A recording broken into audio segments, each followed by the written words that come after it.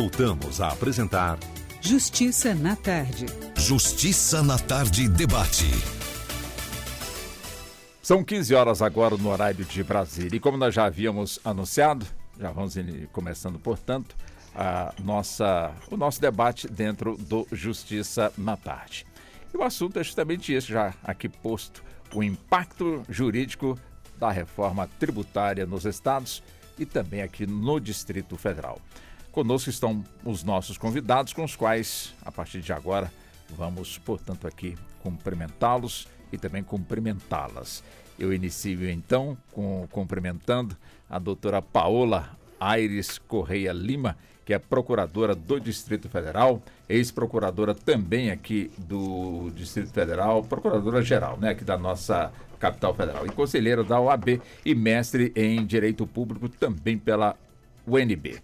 Doutora Paola, seja bem-vinda ao nosso programa. Muito boa tarde para a senhora. Boa tarde. Muito obrigado por aceitar, portanto, o nosso convite. Obrigada, é uma satisfação estar aqui. Muito obrigado a senhora. Cumprimento também a doutora Viviane Ralfil. Ela que, doutora Viviane Ralfil Teixeira Pereira, procuradora do Estado do Pará, presidente da Câmara Técnica do Colégio Nacional de Procuradores Gerais dos Estados e do Distrito Federal. Ela que integra a Comissão de Defesa da Federação do Conselho Nacional da OAB e mestranda em Direito Constitucional pelo IDP. Também seja bem-vinda aqui ao nosso programa, doutora Viviane. Muito boa tarde para a senhora. Boa tarde, obrigada. Obrigada, é uma satisfação também estar aqui com vocês. Muito obrigado, a senhora.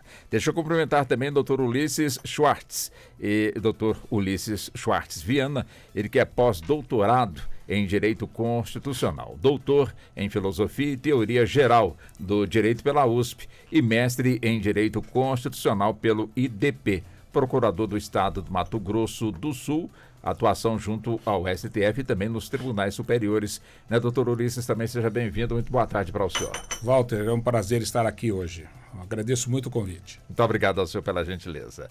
Cumprimento também o doutor Wesley Rocha, que é o coordenador da Comissão Especial da Reforma Tributária da OAB-DF, é conselheiro titular do CARF e presidente da Associação dos Conselheiros Representantes dos Contribuintes no Conselho Administrativo de Recursos Fiscais. Boa tarde também, doutor Wesley. Boa tarde, doutor Walter. Satisfação estarmos aqui de novo. Assim, e vamos agradável, nós, né? Agradável. O assunto também super agradável, né?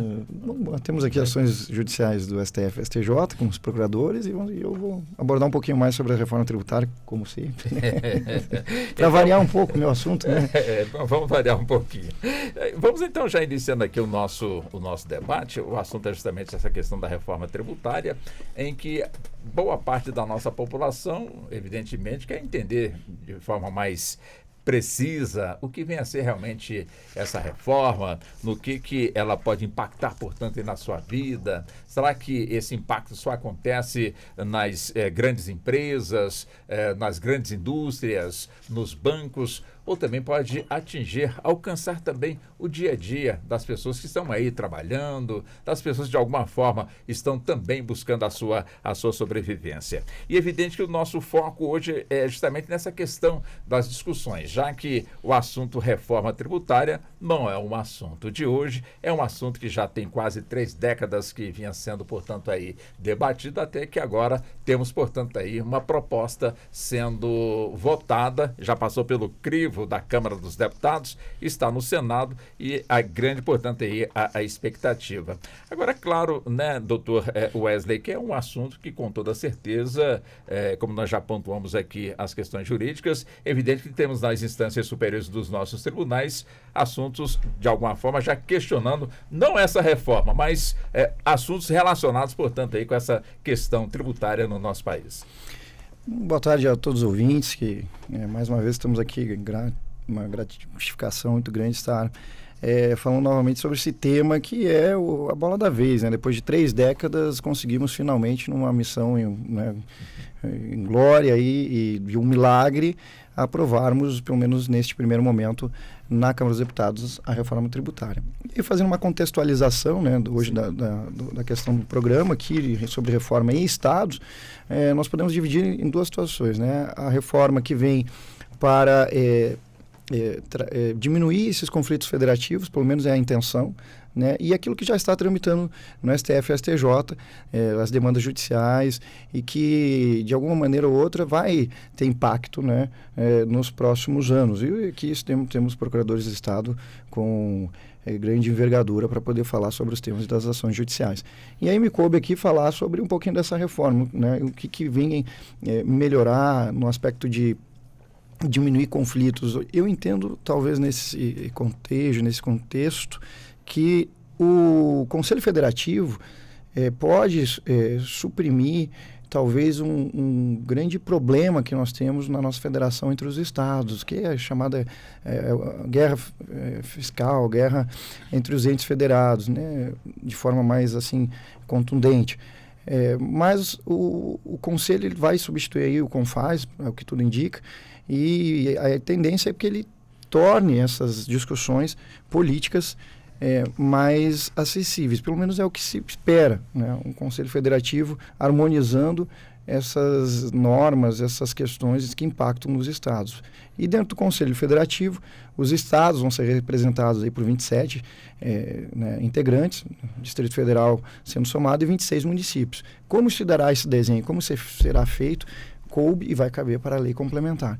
E aqui é outra discussão que tem sido colocado na pauta.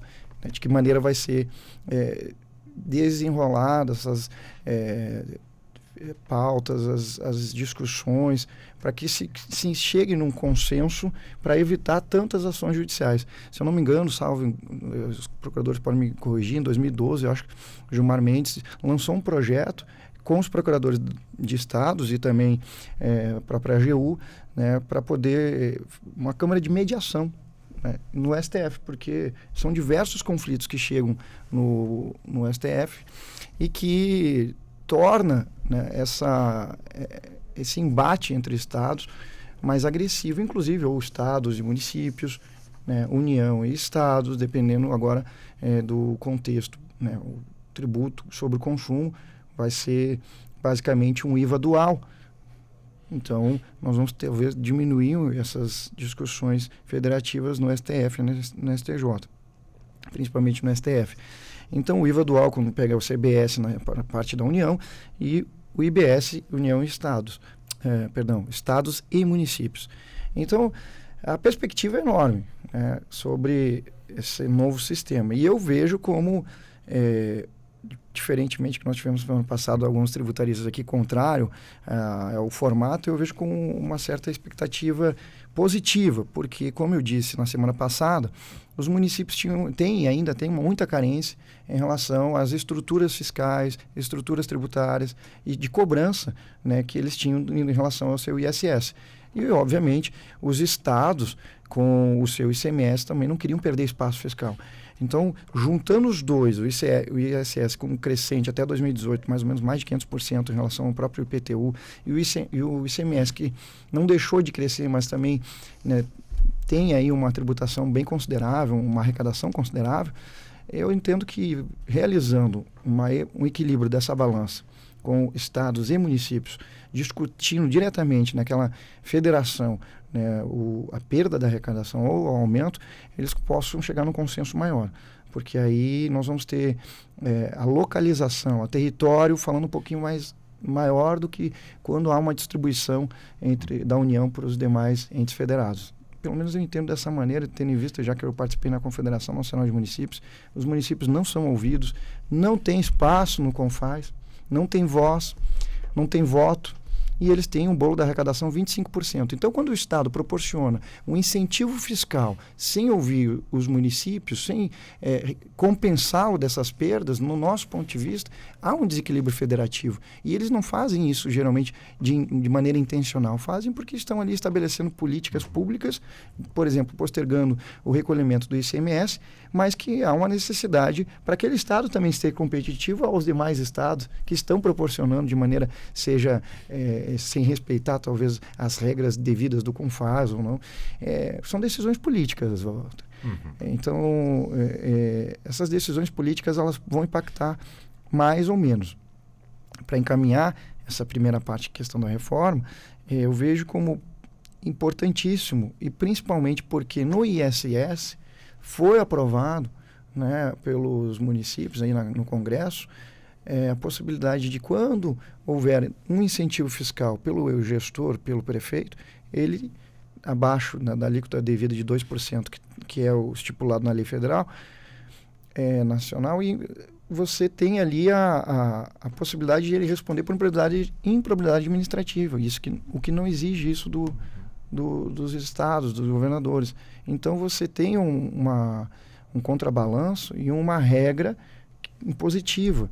E aí outra questão que eu fico abordando, que é a questão desculpa a redundância, mas do Conselho Federativo impactar. A gente falou semana passada no Pacto Federativo. Mais uma vez, como nessa questão do ISS, por exemplo, a própria União legislou, Congresso Nacional, sobre as regras gerais, aqui também o Conselho ele vai trabalhar para uma regra geral, da mesma maneira. Então, nós vemos como positivo, de uma maneira a trazer benefícios para a federação como um todo. Doutora Viviane, e qual a visão da senhora também em torno dessa discussão nacional, né? Ou seja, existe consenso entre os estados da forma que está sendo debatido, portanto, ou debatida essa reforma? Como vai, Walter? Boa tarde. Boa tarde. Eu presido a Câmara Técnica do Colégio Nacional de Procuradores Gerais dos Estados e do Distrito Federal, né? É um grupo de procuradores dos estados lotados em Brasília, com atuação perante as cortes superiores. Então, nossa atuação ela é fortemente judicial. Então, a nossa atuação realmente está no campo da judicialização.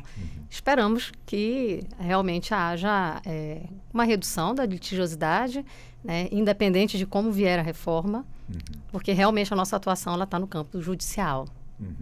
E são várias as ações que hoje tramitam nas nossas instâncias judiciais? Sim, os estados eles atuam conjuntamente em várias ações em que os temas são comuns aos interesses federativos, né? Então, assim, somos 27 estados, considerando o Distrito Federal, né? 26 estados mais o Distrito Federal, com procuradores lotados aqui em Brasília, para fazer a atuação perante os tribunais superiores, nas suas ações, nos seus processos de interesse dos seus estados, né? Aí preservada totalmente a autonomia constitucional dos entes federados. Muitas ações, entretanto, transbordam o interesse daquele único estado. São decisões, e hoje, principalmente com o sistema de repercussão geral e com o sistema de repetitivos no STJ, as decisões formadas nesses precedentes vinculantes, elas são de forte interesse para todos os entes federados. Então, quando a gente identifica alguma repercussão geral, ou uma ação direta de inconstitucionalidade, uma DPF, que está ali veiculando algum tema que vai transbordar, né, que não vai dizer respeito apenas ao ente que figura como parte naquele processo, em geral, os estados acabam se reunindo. Nós temos reuniões periódicas, esses procuradores lotados aqui em Brasília, justamente para debater os temas e verificar qual é a dimensão do interesse daquele processo. Nós temos conflito federativo entre os estados? Estamos todos numa mesma direção? Estamos convergindo? Os nossos interesses convergem? É comum o interesse dos estados naquele assunto? Se as respostas forem positivas, se o nosso interesse for comum, se a gente identifica esse ponto de tese jurídica que pode ser aproveitada e desenvolvida sem problemas entre todos os estados, então a gente coletivamente faz uma habilitação nos autos, como a miticure, cada estado assinando pelo seu procurador, né? Então, essa é uma peça, é bonito ver, Walter, é uma peça em que todos os estados vêm mencionados no preâmbulo e cada procurador do seu estado assina aquela peça. Então, são todos os entes da federação ali assinando conjuntamente uma tese jurídica que lhes é comum. E ao assomar a tribuna nas sessões de julgamento, costumamos mencionar isso. Não falo, vou aqui dar o exemplo dos meus colegas que estão aqui participando do programa conosco, não falo pelo estado do Mato Grosso do Sul, não falo pelo estado do Distrito Federal, falo pelo estado do Pará, mas trago ao plenário, né, uma tese que é comum aos demais entes da federação.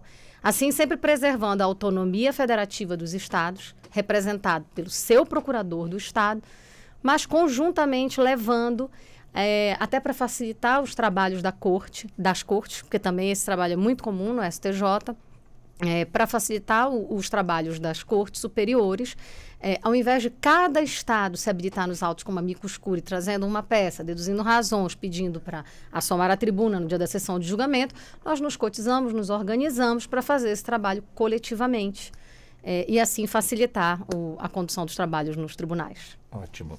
Doutora Paula, eu estou curioso, então, para saber quais são as peças relacionadas ao Distrito Federal, que, de alguma forma, estão também aí nas instâncias superiores da nossa justiça, tanto o STJ como também a Suprema Corte. Bom, boa tarde, Walter. Boa tarde. É uma alegria estar aqui discutindo um tema que nos é tão caro, né? O nosso dia a dia de trabalho, estamos sempre focados nessa questão do interesse federativo. A reforma tributária é essencialmente uma reforma, na minha visão, que mexe com a nossa federação, com a forma como nos entendemos como entes, né, como entes federados, porque ela mexe em 2 pontos muito importantes. O ponto da receita. Como vão entrar as receitas, como vão ser disciplinadas essas receitas, quem vai ter a competência, o martelo final para dar né, a decisão. E no nosso sistema tributário hoje a gente tem um regramento. E muitas vezes, né, como o doutor Wesley colocou, o que a gente vê? Esse regramento sendo descumprido. E esse descumprimento do nosso regramento que geram as disfuncionalidades. Então, quando ele menciona a questão do ISS, por exemplo, o ISS tem aquela previsão da alíquota mínima que o prefeito não pode ultrapassar. Por que os estados não têm isso? Porque, em tese, os estados têm uma regra muito mais sólida e muito mais restritiva, que é a questão da necessidade de haver uma unanimidade no CONFAS para você aprovar qualquer benefício fiscal. O problema é que essa regra não é cumprida. E aí a gente trabalha com uma disfuncionalidade do sistema. Então, quando a gente mexe com a reforma tributária, a gente sempre olha achando que as regras vão ser cumpridas. E no Brasil, infelizmente, nós temos uma criatividade imensa para justificar o descumprimento de normas. E isso gera o contencioso. Então, eu não acredito quando fala assim, vai diminuir o contencioso tributário. Eu trabalho com tributário desde a faculdade. É uma matéria que eu sempre gostei de atuar. E eu sou muito cética em relação a isso. Quando fala, vai diminuir o contencioso. Eu falo, bom, não moramos no mesmo país. Porque do que eu vejo do Brasil, a nossa cultura, tanto jurídica como uma cultura empresarial mesmo, uma cultura de atuação, uma cultura política, é de criarmos, vamos dizer assim, jeitinhos para a gente, do que a gente imagina que seja o melhor, um funcionamento, vamos dizer assim, do Estado, um funcionamento das instituições.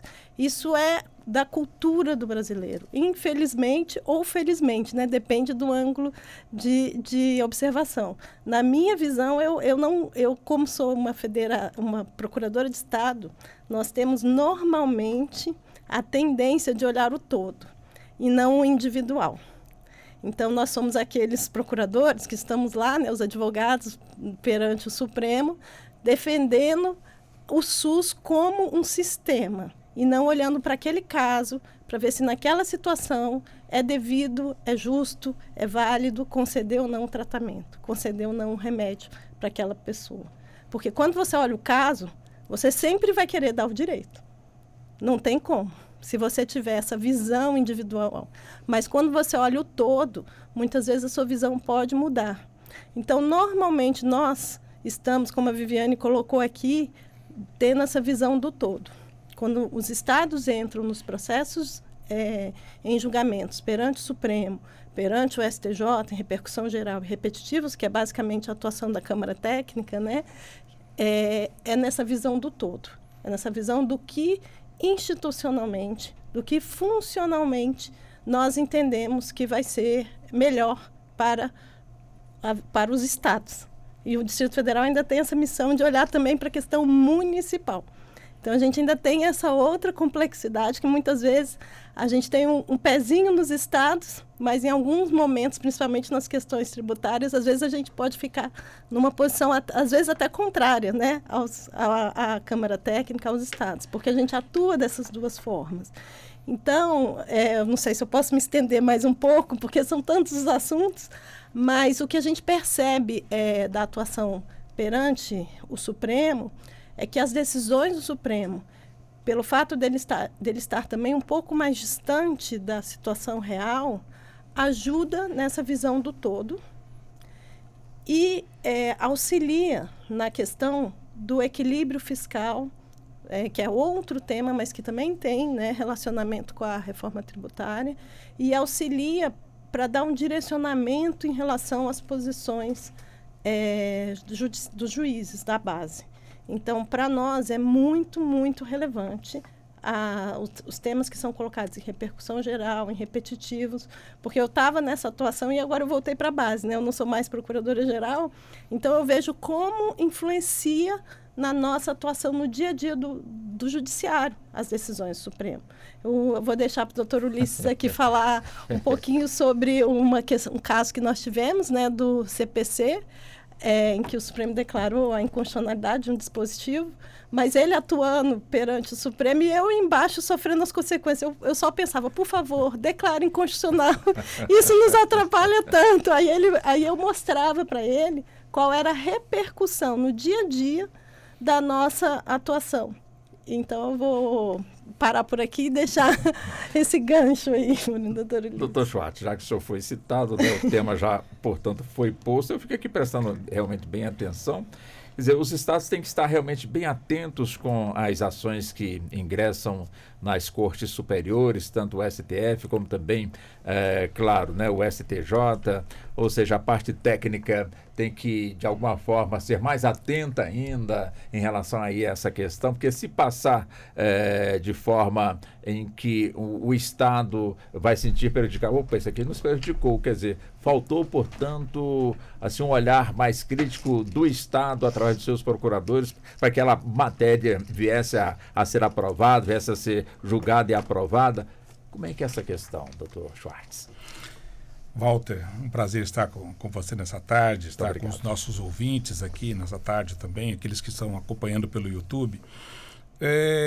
Veja só, esse tema do federalismo é um tema belíssimo, mas um tema espinhoso, de altíssima complexidade e que nós temos, assim, historicamente, uma certa dificuldade, na minha visão, na nossa visão, de entender o federalismo, o funcionamento. E nós que estamos na advocacia pública de Estado, nós vemos essa, como disse a doutora Paola, que levantou aqui, né, deu a deixa aqui, e nós estamos olhando o todo. Então, esse todo, o que é esse todo? É um sistema. Então, nós estamos olhando o sistema federativo, estamos olhando o funcionamento de vários setores da administração pública, saúde, educação, segurança pública. Então, nós estamos no dia a dia lidando com os gestores públicos e somos demandados. E somos demandados no sentido, eu sempre gosto de fazer essa observação, porque eu fui antecessor da doutora Viviane durante alguns anos como presidente da Câmara Técnica, e hoje temos essa grande presidente, essa grande mulher presidindo a Câmara Técnica. E nós tivemos, assim, inúmeras experiências interessantes com a questão do FUNPEN, com a questão de contingenciamento da área de segurança, a DPF 347, a questão do estado de coisas inconstitucional.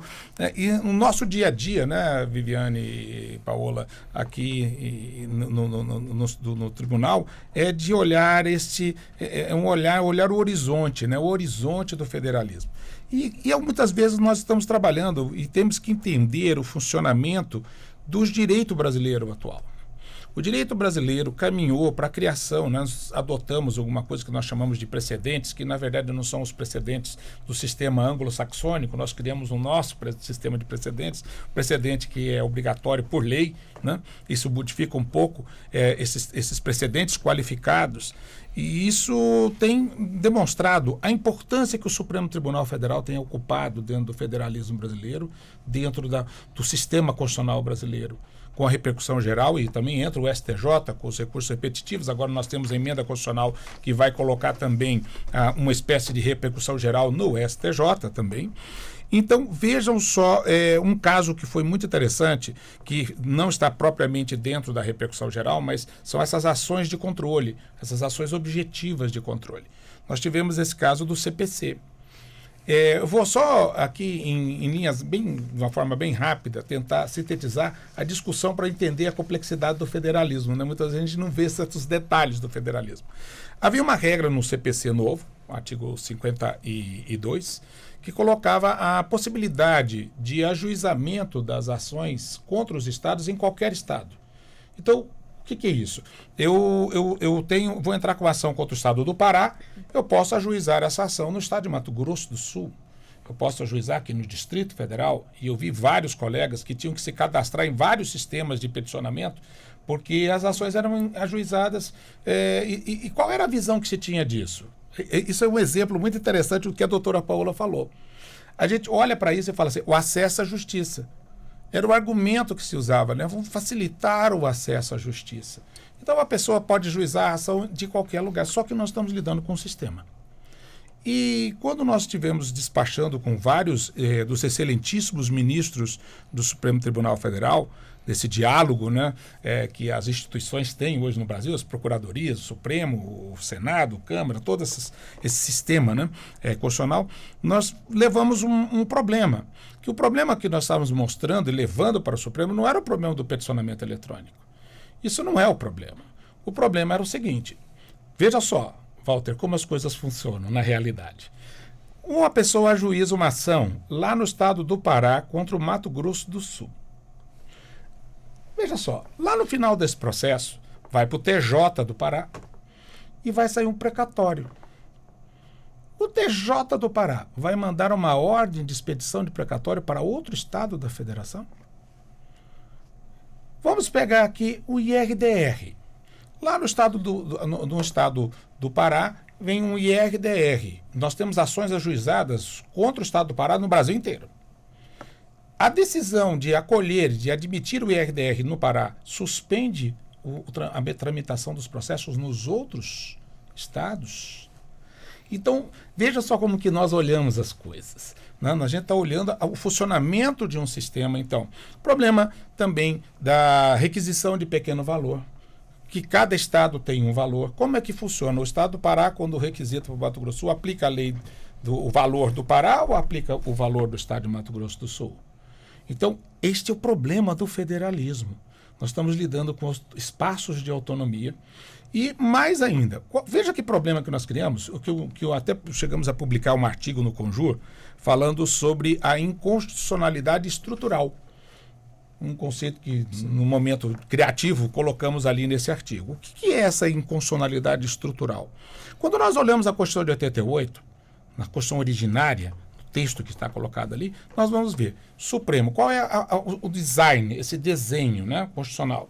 Nós vamos ver lá em cima o Supremo estabilizando a jurisprudência sobre a Constituição Federal, correto? O STJ estabilizando a jurisprudência sobre a legislação federal. E os estados, cada um com o seu TJ, estabilizando a interpretação da lei daquele estado. Só que o problema é que quando eu tenho uma lei estadual sendo julgada por outros estados, nós podemos ter divergências interpretativo-aplicativas. E nós não teríamos mais um tribunal de superposição, porque a súmula 280 impede a subida de um RE ou de um RESP. Então nós teríamos um momento, uma situação meio caótica de termos decisões divergentes sobre o mesmo texto sem a possibilidade de estabilização da jurisprudência. E isso cria uma injustiça sistêmica. Porque se eu ajuizo, Walter, lá no estado, contra o Mato Grosso do Sul, estado de São Paulo, eu posso ter uma decisão favorável. Outra pessoa que ajuizou lá no Pará pode ter uma outra. Então nós teremos soluções diferentes para casos iguais. Então não teremos a possibilidade sistêmica de estabilizar. E esses argumentos foram levados em sustentação oral. Nós tivemos o prazer de falar por todos os estados, né, como a Miticuri, nessas duas ADIs, que é a ADI 5737, ajuizada pelo governador do Distrito Federal, e a 5492, ajuizada pelo governador do estado do Rio de Janeiro. E esse argumento, quando foi o argumento acolhido pela maioria do Supremo, mostrando o problema federativo, e muitas vezes esse mesmo raciocínio causa muitas preocupações, como nós estamos olhando esse horizonte, inclusive na reforma tributária. Há muitos pontos cegos na reforma tributária, que vão ficar para uma legislação infraconstitucional, e nós estamos percebendo também que nós já estamos começando a ter divergências entre os governadores durante a tramitação. Então, nós estamos vendo que talvez estejamos idealizando um estado de coisas que não sabemos se vai ocorrer. E eu volto para a questão aqui do novo CPC, do CPC, que já não é tão novo, né, de 2015, nós olharmos o todo, o funcionamento de um sistema. Né? E muitas vezes nós estamos olhando e tentando resolver partes por partes, ou resolver as partes como um todo, mas alguma coisa sempre causa preocupação, que o federalismo é também conflito. Infelizmente, vamos dizer, isso não é só no Brasil. Se você for para a Suíça, a Alemanha, você vai para os Estados Unidos, você vai perceber que isso é a democracia, né, que está dentro dessa ideia de federalismo também traz algum espaço de conflito. E nesse caso aqui, nós conseguimos uma decisão favorável do Supremo, e agora voltamos ao sistema anterior, né? Olhando o todo, cada estado cuida da sua lei, o seu TJ vai estabilizar a sua jurisprudência. Então, essa ideia, esse giro, né, esse movimento de um sistema, essa visão sistêmica, ela é muito importante para a gente entender também o fenômeno, o fato que nós estamos discutindo uma reforma tributária. Doutor Wesley, diante de tanta complexidade, né, que nós estamos aqui acompanhando com os nossos convidados, como o senhor também já nos pontuou, diante de tanta complexidade, quer dizer, esse tempo é hábil, e que pese que 10, quase 30 anos se passaram em torno do debate da reforma tributária, mas para valer mesmo, começou em 2019 e avançou agora, portanto, aí praticamente neste ano. É um tempo hábil para, de alguma forma, de certa forma, trazer clareza, trazer, acima de tudo, equilíbrio, acima de tudo, né, entre os interesses dos estados, entre os interesses dos componentes da nossa federação. Quer dizer, vamos ter realmente um tempo hábil para que tenhamos as discussões necessárias e chegarmos, portanto, aí num acordo diante dessa reforma tão complexa? O tempo ele pode ser relativizado, né? Porque ficamos 30 anos esperando e já não foi a primeira vez que tinha sido apresentado um projeto mais robusto de reforma.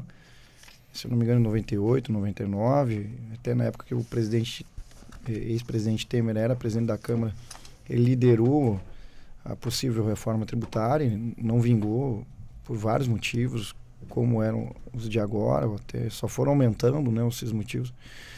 E, assim, eu entendo que há uma crítica do tempo anual, que é deste ano. Como ela voltou a tramitar depois da Covid, aí, que nós tivemos pandemia, e de forma até mais célere, o que muitos questionaram foram que os textos teriam sido apresentados posteriormente de uma maneira muito rápida e até desconfortável para poder analisar e votar. E aí, obviamente, os atuantes, né, dos estados questionaram também essa possibilidade de ter um tempo, que foi agora em junho, foi 15 dias antes da votação foi apresentado um texto, depois 3 dias antes, depois modificaram algumas partes do texto 24 horas ou 48 horas, se não me engano, antes da votação. Assim, há uma concordância que esse tempo deveria ter sido um pouquinho mais depurado, né? Apresenta dali 30 dias, né? Para os atores interessados avaliar de uma maneira a digerir a proposta e saber lá no futuro como vai acontecer uma proposta de Conselho Federativo, né? Porque ficou tudo para colher complementar, como diz o doutor Ulisses.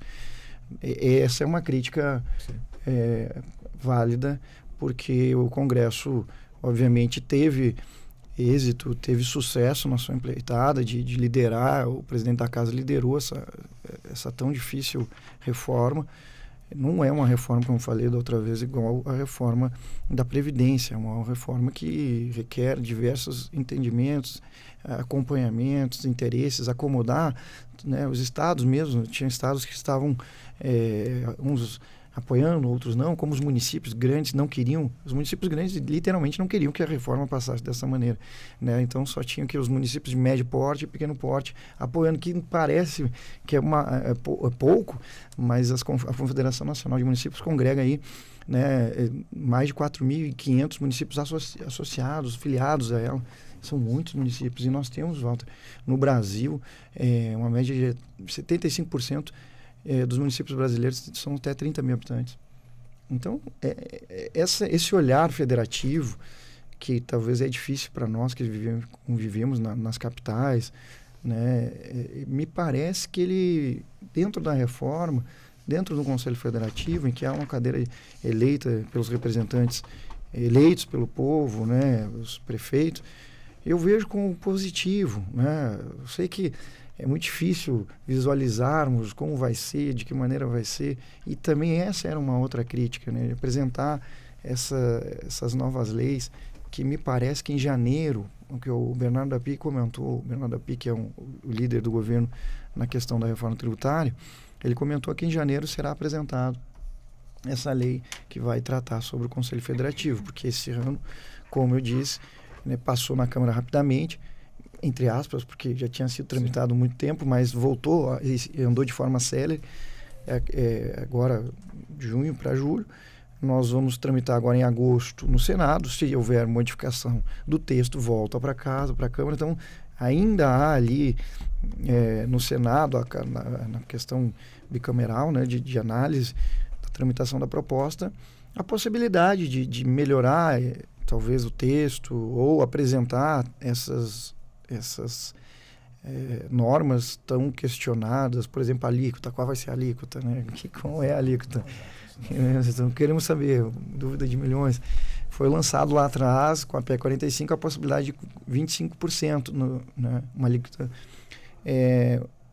Uma alíquota única. Depois voltaram para a uniforme. O que é a alíquota uniforme? A uniforme ela vai flexibilizar que estados e municípios possam, dentro da sua autonomia federativa, fazer a calibragem dessa alíquota conforme a sua região. Então, foi, de certa maneira, no meu ponto de vista, foram feitos vários ajustes para que alguns estados pudessem apoiar. O próprio estado, o governador de São Paulo, que era contrário, aos 48 do segundo tempo, mudou sua posição desde que não houvesse perdas na arrecadação, e aí nos foram colocados a possibilidade de fundos. Assim, não vejo como outro formato de aprovação dessa reforma. Porém, alguns temas que poderiam entrar na reforma tributária e que eu acho que podem vir na forma de lei complementar são duas questões. Uma delas é a relação fisco e contribuinte. Eu acho que poderia ter tido mais um texto até constitucional, né, trazendo para esses entes federados ter um pouco mais de obrigação de dialogar com o contribuinte, justamente para que a doutora Paula falou, né, diminuir um pouco esse excesso de litígios, né? Nós temos uma cultura de litígio enorme, tanto administrativo quanto judicial. É um horror, Walter. O CNJ fez um estudo, e ainda tem poucos estudos, né, profundos como o CNJ fez em 2022. São milhões e só aumenta o número de litígios na esfera judicial e administrativa, né? O contribuinte tem ali a sua ampla defesa contraditória atendidas pela Constituição, então ele litiga, discute, e o ente federado tem também, às vezes, o não cumprimento de decisões do próprio STF e STJ. Parece pouco, mas isso causa litígio. Nós tínhamos até a própria DIFAL, que passou durante um bom tempo, né, que a diferença de alíquotas entre os estados tramitou durante um bom tempo aí no próprio STF, que depois na própria Congresso. E aí o que aconteceu? Um acréscimo enorme de litígios dos contribuintes questionando, e os estados não. O termo inicial do edital é 2023, não seria em 2022. Então, o sistema tributário permite isso. Deixa eu, diante do que o senhor coloca, doutor Wesley, deixa eu ver com a doutora Viviane. Doutora Viviane, ou seja, com essa reforma tributária, esses litígios, a tendência é diminuir, é zerar, é aumentar. Eu também estou muito curioso aqui para saber um pouco mais sobre a missão da Câmara Técnica. Da Câmara Técnica. Então, Walter, olha, em primeiro lugar, eu acho que eu me alinho bastante com a postura de Paola. Eu também sou meio cética. Eu acho que só vão mudar os litígios. Novas regras, novas lutas, novas brigas, novas teses. Novas interpretações, né, Ulisses? É isso aí. Hermenêuticas, e assim vamos. Pode-se chamar que vai ser trocado 6 por meia dúzia? Talvez. A gente não tem como saber se a litigiosidade não vai ficar ainda pior, porque a gente tem um sistema hoje bem ou mal estabilizado, bem posto. E assim, até o Dr. Wesley mencionou agora recentemente o DIFAL, isso é um exemplo claro de que é só ter lei que novas teses surgem. A nossa discussão do DIFAL, que os estados atuaram... O que é DIFAL? O DIFAL é o diferencial de alíquota do ICMS, né, que os estados... Ao transferir o bem, o serviço de um estado para o outro, né, é tributado, é praticado o diferencial de alíquota. Os estados trabalham com alíquotas próprias, não necessariamente uniformes. Existe essa diferença. E o diferencial de alíquota, ele estava, em boa parte, regulamentado por um convênio do CONFAS. E a grande confusão começou, na verdade, lá atrás. O Ulisses acabou de mencionar a DIN 5492. Isso. E o tema 1093 de repercussão geral. Foram as primeiras discussões de DIFAL, quer dizer, as mais recentes, digamos assim, sim, em que os estados realmente atuaram conjuntamente, que havia uma discussão se não precisaria haver uma lei complementar específica para disciplinar a sistemática do diferencial de alíquota do ICMS. E os estados defenderam a ideia de que o convênio, da maneira como estava posto, seria suficiente, porque a norma, a regra, a sistemática matriz já estava bem colocada, tanto na Constituição Federal quanto na Lei Candir, enfim. Então, que não haveria necessidade de uma lei complementar só para isso. Mas essa tese não foi a que prevaleceu, aqui no Supremo. Esses processos foram decididos com uma modulação de efeitos. Os estados foram... vocês podem trabalhar com esse convênio até o final do ano de 21, salvo engano, foi 21. Isso. Até o final do ano de 21, e até lá o Congresso Nacional vai legislar sobre o assunto, e aí sim, lei formal, lei complementar, para trazer toda a sistemática do diferencial de alíquota. O Congresso Nacional legislou, Walter, mas legislou até no final do ano de 2021, em dezembro, e a lei complementar precisava ser sancionada pelo presidente da República. E aqui vem uma questão, né, como a gente enxerga, como o Ulisses bem mencionou, a questão do sistema, o judiciário, o legislativo se tocando o tempo inteiro, né? Que as questões estão no legislativo, logo mais você já vai enxergá-las aqui no judiciário. Elas estão aqui no judiciário, logo mais elas estão sendo legisladas um pouco mais adiante ali no legislativo. Então, está o tempo inteiro, a simbiose é muito forte, realmente. E o presidente da República sancionou a lei complementar do DIFAL já em janeiro. E aí, assim, foi 4 de janeiro? Foi isso, né, Ulisses? 4 de janeiro, viu? E aí, então, vejam, uma lei recém-nascida. No mesmo dia, já tinha tese para os dois lados. Tinha tese jurídica pró-contribuinte, tese jurídica pró-fisco. E aí, 4 novas ações diretas de inconstitucionalidade. Rápido, foi muito rápido. Eu me lembro, todo mundo num recesso, e as ações já estavam sendo feitas de um lado, de outro, aquela confusão. 4 novas ações diretas de inconstitucionalidade, discutindo se deveria ser observado o princípio da anterioridade, da 90ª, ou seja, se o DIFAL no ano de 2022 seria praticado ou não, já que a Lei Complementar 190 entrou em vigor no ano de 22, ou se tudo isso ia ficar para o ano de 23. Então, veja, o que me parece é que é isso, ó, faltava uma lei. O problema é porque não tinha lei. Temos a lei. Mas agora já temos outros problemas decorrentes da lei.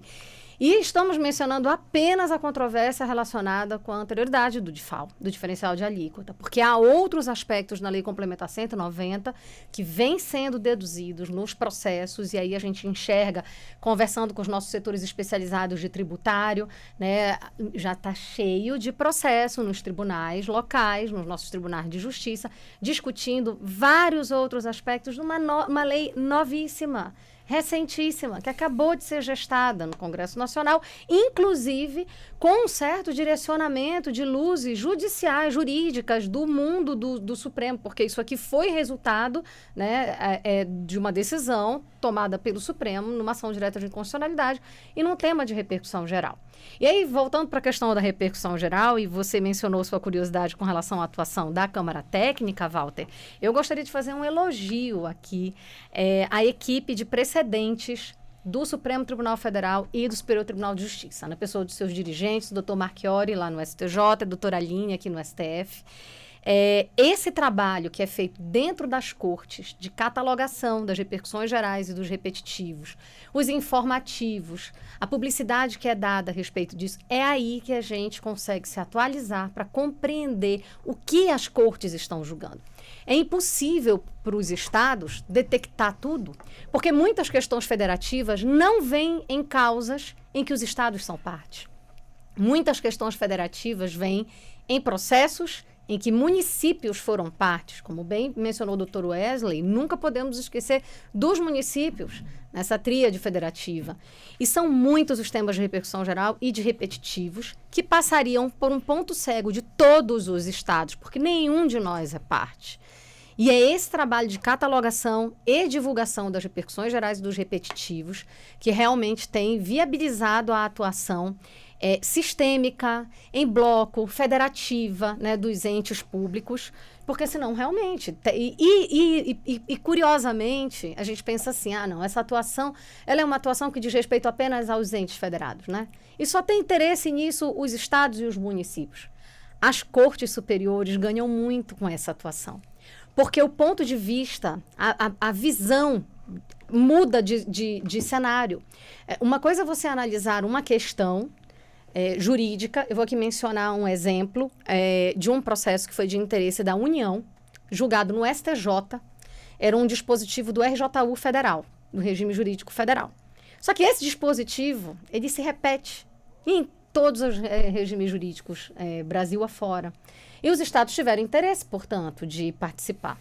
A questão foi julgada pelo STJ ali, era uma questão de pagamento de pecúnia para licenças-prêmios ou licenças especiais, os estados que ainda têm esse tipo de licença, e a União, embora não tenha mais, o processo era antigo, então eram questões, né, estavam olhando para o passado, e os estados tiveram interesse em se habilitar ali, porque a tese que ia ser fixada naquele tema de repetitivo, sim, lhes interessava. Mas muito mais do que isso, na hora que os estados apareceram, também mostrando o seu cenário, sem sombra de dúvida, a visão, a visibilidade da corte se ampliou, os horizontes se alargam. Não estou mais falando só de União, olha, eu estou falando agora de servidores Brasil afora. Se me permite, Walter, piso salarial de professores, piso salarial de enfermeiros, são questões que estão em 26 estados e 5 mil municípios. São realidades financeiras, são realidades estruturais, são realidades de leis, as próprias leis de regime jurídico, de composição salarial, se tem subsídio, se não tem subsídio, se aquelas categorias são pagas com um vencimento único ou são pagas com um vencimento mais uma determinada vantagem que é permanente, uniforme, contínua, paga para todos aquela categoria. Todos esses aspectos, ao se definir uma repercussão geral ou um tema de repetitivo, precisam ser levados em consideração, porque a aplicação será vertical. E se a gente não conseguir fazer essa aplicação vertical, né, como disse a Paola logo no começo, ficava esperando, ai meu Deus, tomara que decidam logo aquela questão. Se o Supremo ou o STJ não conseguirem dar a máxima conformação e generalismo para o tema possível, o que nós vamos ter é uma série de distinguos na hora de aplicação, na hora da conformação da jurisprudência, e as cortes locais vão dizer, não, mas esse meu caso aqui não é exatamente o que o STJ julgou. Esse meu caso aqui não é exatamente o que o STF julgou. E todo o sistema de precedentes fica absolutamente enfraquecido. Então, quanto mais essas cortes tiverem esse aparato, né, essa participação, essa contribuição de horizontes, sem sombra de dúvida, as teses serão melhor definidas e melhor aproveitadas. Esse é o problema da objetivação temática, né? Talvez agora que nós estamos acordando para ver o que está acontecendo com o direito brasileiro. com esse modelo que foi criado, né? O que a Paola colocou, né? O colega nosso, nós que estamos aqui na Câmara Técnica, eu estou aqui também na Câmara Técnica, agora não como presidente, mas como membro da Câmara Técnica, os colegas dos estados que estão trabalhando lá na ponta ligam para nós. Nós estamos atendendo os colegas o tempo todo, porque o colega ele quer entender o que ele tem que fazer. Essa é a grande questão, né? Voltando aqui à teoria do direito, né? Essa estabilização de expectativas, de como se comportar, de como defender, de como atuar no processo. E essa objetivação temática, ela é muito boa, muito interessante, mas ela precisa trazer essas dimensões pontuais também. Esse que é o problema do federalismo que nós estamos falando, né? A gente está olhando muitas vezes, nós idealizamos os temas e tratamos de uma forma muito homogênea, o que é heterogêneo.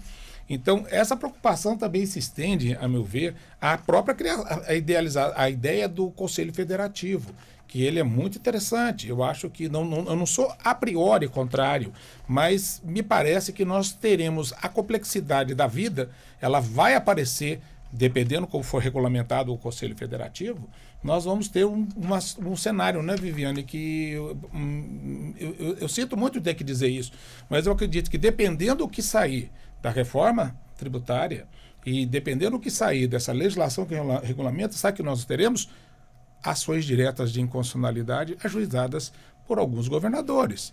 Nós estamos percebendo esse problema. Então, eu tenho um pouco de resistência, um pouco de preocupação que vai na linha do que Viviane coloca, que é o problema das idealizações, né? No plano ideal, parece que eu estou decidindo alguma coisa objetiva, tematicamente de uma forma objetiva, só que daqui a pouco o que acontece? A tese na repercussão geral, ela é fixada. Se os estados não participarem, os municípios não participarem, o que vai acontecer? Aquela tese da repercussão geral virar outro tema para interpretar a tese, entendeu? Então isso cria disfuncionalidades, tanto no campo da atuação do Estado, dos colegas, do gestor público que está buscando aquela orientação, e ele fala assim, eu vejo isso, viu, Walter? É muito comum. Sim. O colega liga para mim e fala, Ulisses, mas essa decisão do que foi proferida aqui, essa decisão tomada, como que a gente aplica aqui no Estado, aqui, né?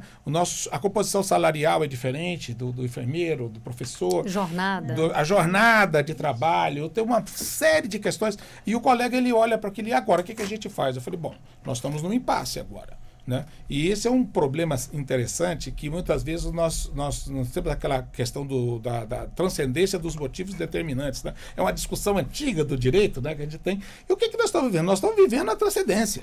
Nós estamos vivendo no plano prático a transcendência. O Supremo, a nossa Suprema Corte, dia a dia, vem assumindo mais esse papel da transcendência, né? Então, é complicado. Só mais um ponto em relação a essa questão da diminuição, voltando à sua pergunta, né, que a gente começa a devagar também aqui sobre o tema. Agora, doutora Viviane.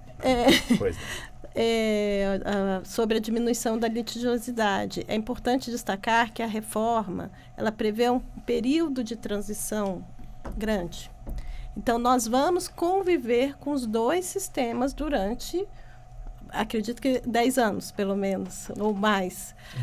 Do ponto de vista da Receita, tinha uma previsão de ser até 50 anos para evitar maior conflito. Eu não sei como acabou terminando. Isso, continua 10 a 15 anos, né? Para os contribuintes ali. Isso. E também para os entes federados, tem um prazo muito longo para evitar as perdas de arrecadação. De arrecadação. Que é um instrumento inteligente para evitar o conflito, vamos dizer, imediato. Mas a verdade é que quem milita na área tributária sabe que as grandes empresas, todas elas, nos estados, trabalham com regimes especiais de arrecadação, de contribuição. Então, eu acho que quando vier, vamos dizer assim, essa ideia da alíquota única, da alíquota uniforme, é que a gente vai conseguir ver a real carga tributária de cada um.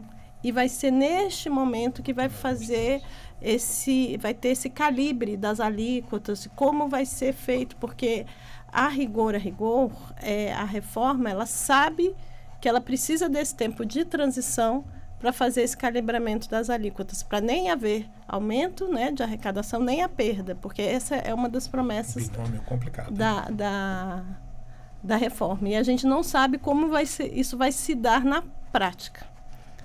Doutora Paula, a senhora estava com a palavra, 2 minutinhos para o arremate. E na verdade eu acho que foi muito bem arrematado, Walter, por Paola e Ulisses. Acho que estamos aqui, né? São poucos tributaristas que têm perspectivas positivas da reforma. Sim. Mas isso é do lado dos advogados públicos e os particulares, os privados, que semana passada nós tivemos aqui 2 tributaristas que atuam enorme, né? São professores da academia e também criticaram muito esses pontos da reforma. Vamos ver o que vem, que a gente consegue. Nos prometeram, pelo menos, que ia diminuir essa litigiosidade.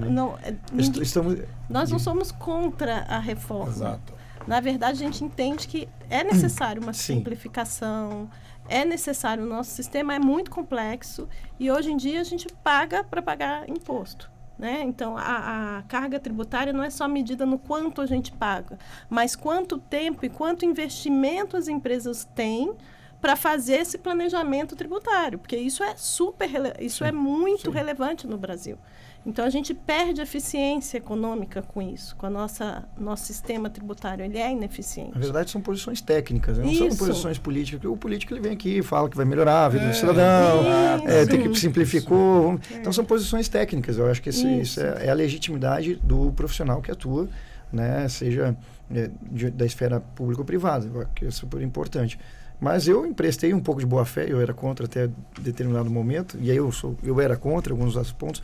Por exemplo, na PEC 45, só para finalizar, nós tínhamos uma espécie de autarquia federal, que ia envolver os 3 entes da federação. Ali eu acho que ia dar muita confusão, porque ia arrecadar de uma maneira nacional, se dividir para os estados, e aí onde ia ficar o procurador do estado, o procurador do município, e o procurador da Fazenda Nacional. E os 3 entes federados, que tinham autonomia para estar no processo judicial. Quem ia discutir, né? Ia estar os 3 ao mesmo tempo. Aí ia demorar mais ainda o processo judicial ou administrativo. Então, em qual tribunal? E qual tribunal e tal. Então, assim, estadual, federal? Assim, eu acho que foi calibrando ao longo do tempo. Ali, vamos separar, deixa a União tão separada, vamos colocar os estados e municípios no outro bolo, por isso que criou o Conselho Federativo. Então, eu acho que ele foi acomodando, de certa maneira, os interesses ali. Né? Agora, se vai dar certo, bom, aí o tempo vai nos dizer, né? Tá certo. Bom, o assunto nós vamos prosseguir, já estamos caminhando aqui para fechar a nossa primeira hora. Conosco hoje estão os nossos convidados, doutora Viviane Rufeil. Não sei se eu falei certo. Rufeil. Viviane Teixeira Pereira, fica mais fácil. Procuradora do Estado do Pará, presidente da Câmara Técnica do Colégio Nacional de Procuradores Gerais do Estado e do Distrito Federal. Ela é que integra a Comissão de Defesa da Federação do Conselho Nacional da OAB e mestranda em Direito Constitucional no IDP. Também doutora também a doutora Paola Aires Correia Lima, procuradora do Distrito Federal, ex-procuradora do Distrito Federal Geral do DF, conselheira da OAB-DF, mestre em Direito Público pela UNB. Também, doutor Wesley Rocha, coordenador da Comissão Especial da Reforma Tributária da OAB-DF, conselheiro titular do CARF e presidente da Associação dos Conselheiros Representantes dos Contribuintes no Conselho Administrativo de Recursos Fiscais. E também o professor doutor Ulisses Schwartz, ele que é pós-doutorado em Direito Constitucional, doutor em Filosofia e Teoria Geral do Direito pela USP, mestre em Direito Constitucional pelo IDP e procurador do Estado de Mato Grosso do Sul, com atuação junto ao STF, como também aos tribunais superiores. Pois bem, nós vamos então agora para o nosso intervalo, são 15h58, voltamos em instantes. Até já. Você está ouvindo Justiça na Tarde.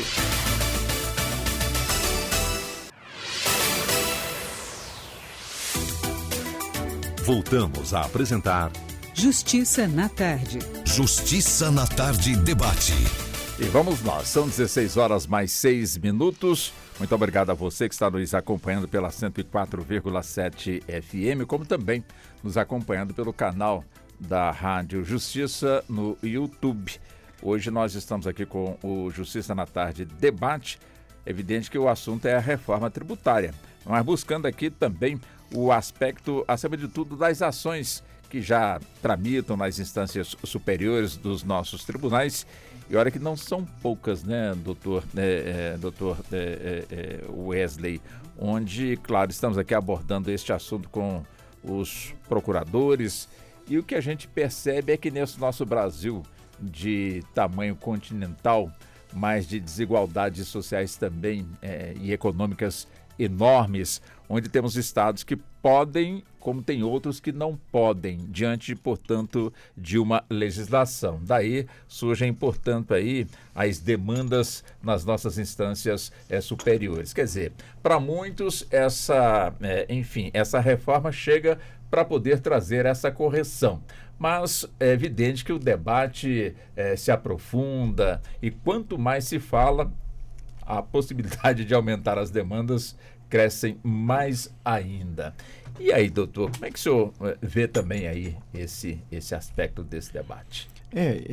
Nós já falamos alguma questão no primeiro bloco e complementando essas informações, né, fazendo esse contexto, eu disse que eu sou um pouco otimista, né? Obviamente não desconhecendo da realidade. Otimismo no sentido de que, bom, já que nós vamos unir ISS e ICMS num IBS, de repente, né, tendência de diminuição nos conflitos, pelo menos entre estados, municípios, que disputavam ações durante longa data. Exemplo, o ISS de Gráficas. O ISS de Gráficas ficou muitos anos tramitando no Poder Judiciário até chegar no ponto final e os contribuintes querer ser tributados pelo ICMS, porque eles teriam um creditamento. O ISS não daria o creditamento que hoje até vai dar no IBS. Né? Então, ali se discutiu entre estados e municípios e o contribuinte de quem seria, né, o responsável por recolher o tributo, né, ICMS ou ISS. Essa disputa federativa, entre outros temas, né, os softwares foram discutidos, agora não vai ser mais. Então, essa é a perspectiva. Será que vamos diminuir ou só vamos trocar, como falou a doutora Viviane, de discussão? Agora vamos falar do IBS. Eu acredito que, num primeiro momento, pode haver interpretações no sentido de que há uma sazonalidade até acomodar, né? Que vai ser deste jeito, desta maneira. Como também não. Né? Pode dar alguma questão equivocada de colocar para os contribuintes essas novidades e para também os estados que não têm como abrir mão da arrecadação, né? O interesse público revestido na atuação dos novos procuradores. O que eu penso, que daí foi que eu falei antes, é ter um ambiente de mediação entre contribuintes e fazenda. Acho que é fundamental. Nós falamos aqui do novo CPC, e em 2015 ele veio com diversos dispositivos para aumentar as negociações entre contribuintes e fazenda. Porque não dá para acabar tudo no judiciário, né? Tudo no processo administrativo. Ainda até tudo bem, estamos discutindo na esfera administrativa, mas abarrotar o Poder Judiciário, né, para discutir algumas demandas que poderiam ser resolvidas por conformidades, né, entre fazenda e contribuintes, acho que é essencial. Eu tinha feito recentemente um artigo falando sobre essa questão, está sendo publicado, alterei com o pessoal da Procuradoria da Fazenda Nacional, sugerindo uma Câmara Federativa de Mediação Tributária, com integrantes do Poder Judiciário, com Fazenda Nacional, com Receita, né, seja na esfera federal, né, mas de repente no Conselho Federativo pode ser feito isso, né, tornar um ambiente menos conflituoso do ponto de vista resoluções judiciais e administrativas, para aí sim ter uma conformidade maior. Alguns instrumentos já estão na pauta, os colegas podem até comentar mais né, sobre o que é feito nas procuradorias para diminuir esses litígios, que eu sei que são várias iniciativas das PGS. Mutirões de parcelamentos, de incentivos fiscais, até ou diminuição de juros, multas, até agora nós temos recentemente a própria transação tributária, alguns estados já estão implementando, e na esfera federal me parece que vem tomando uma dimensão bem positiva do ponto de vista de negociação.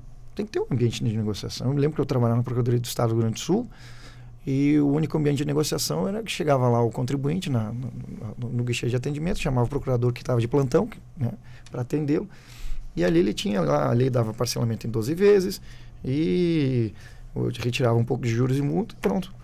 Não tinha um ambiente, uma contraproposta. E o procurador está atrelado à legalidade. Ele não pode, de uma deliberalidade, eu não vou lhe proporcionar 20 vezes. Você parece um contribuinte de boa-fé. Entendeu?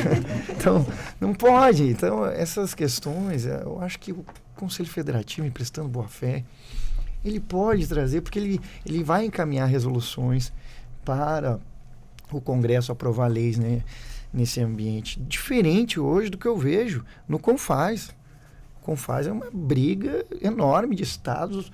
Se você vota comigo aqui, vou te ajudar lá, e o que é saudável numa república democrática, essas questões que o doutor Elias falou. É normal ter conflitos políticos, interesses políticos, não é escuso, não tem, muito pelo contrário. Né? Nós tornamos essa disputa política de interesses regionais, de localidade, como se fosse algo proibido, e muito pelo contrário, no mundo é assim.